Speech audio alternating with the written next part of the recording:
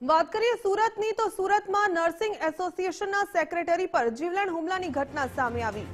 નવી સિવિલ કેમ્પસમાં આવેલી કેન્ટીનની પાસે જ થયો હુમલો। હુમલામાં ઇકબાલ કડીવાળાની કારને ભારે નુકસાન પહોંચ્યું। લાકડાના ફટકા વડે કારના કાચ પણ તોડી નાખ્યા।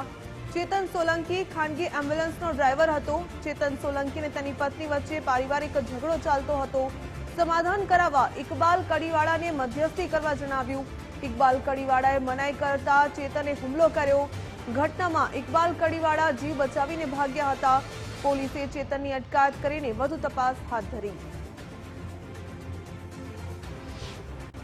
વાગે સીધો મારા ડ્રાઈવરને ગાળાગાળી કરી, નીચે પાછળ આવેલો હું સ્વાભાવિક કે ભાઈ શું થયું ચેતન, સીધો મને મુક્કા માર્યા, ચપ્પુ મારવા ગયો, ડ્રાઈવરે પકડી લીધું, હું નીચે પડી ગયો, નીચે પણ એને પેટમાં ચપ્પુ મારવાનો પ્રયત્ન કર્યો, એ મારા પગ આગળ લાગી ગયો, અંગૂઠા આગળ, અને હું ભાગ્યો, મને ફટકો માર્યો। ત્યારબાદ પીસીઆરને અમે જાણ કરી અને પીસીઆર આ રોડેથી ભાગીને સીધો મજૂરા ગેટ ગયો, રોડ ક્રોસ કરીને, અને પીસીઆરે એની ધરપકડ કરી।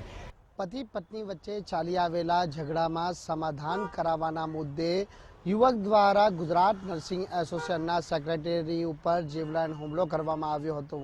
હાલ હુમલાની એ તસવીરો બતાવવાનો પ્રયત્ન કરીશું કે જે આ કાર છે એ કાર ઉપર મળસ્કેના 5 વાગ્યાના સમય દરમિયાન ગુજરાત નર્સિંગ એસોસિએશનના જે સેક્રેટરી ઇકબાલ કડીવાલા છે તેના ઉપર ચેતન સોલંકી નામના યુવકે ચપ્પુ અને લાકડાના ફટકા વડે હુમલો કર્યો હતો અને આ પ્રમાણે તેઓની કાર ઉપર હુમલો કરતા કારના કાચ પણ છે તે તોડી નાખવામાં આવ્યા છે।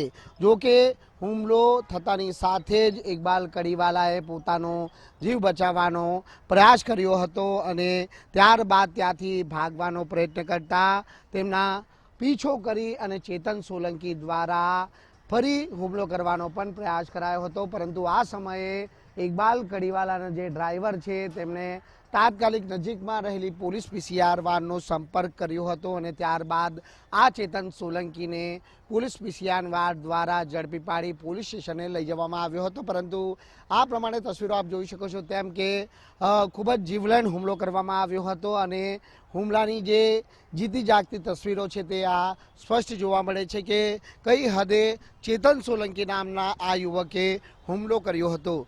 જો કે ચેતન સોલંકીનું બેકગ્રાઉન્ડની વાત કરવામાં આવે તો તેમના જે સાસુ છે તે નવી સિવિલ હોસ્પિટલની અંદર નર્સ તરીકેની ફરજ બજાવે છે અને તેના માતા પિતા પણ છે તે નવી સિવિલ હોસ્પિટલના કેમ્પસમાં આવેલા ક્વાર્ટર્સમાં પહેલાં રહેતા હોવાથી અહીં જ ચેતન સોલંકી ખાનગી એમ્બ્યુલન્સ ઉપર પણ કામ કરતો હતો અને પતિ પત્ની વચ્ચે તેઓનો ઝઘડો ચાલી આવ્યો છે અને તે ઝઘડાની અંદર સમાધાન કરાવવા માટે ઇકબાલ કડીવાલાને ટકોર કરી હતી અને ઇકબાલ કડીવાલાએ તેઓને આ ઝઘડાની અંદર પોતે મધ્યસ્થી ન થવા માટેની જ્યારે વાત કરી ત્યારે ઉશ્કેરાઈ જાય અને આ હુમલો કર્યો હોવાનું પ્રાથમિક જે કારણ છે તે હાલ બહાર આવી રહ્યું છે। જો કે હુમલા પાછળનું ખરેખર સાચું કારણ શું છે તે જાણવા ખટોદરા પોલીસ દ્વારા હાલ આગળની તપાસ છે તે હાથ ધરવામાં આવી છે।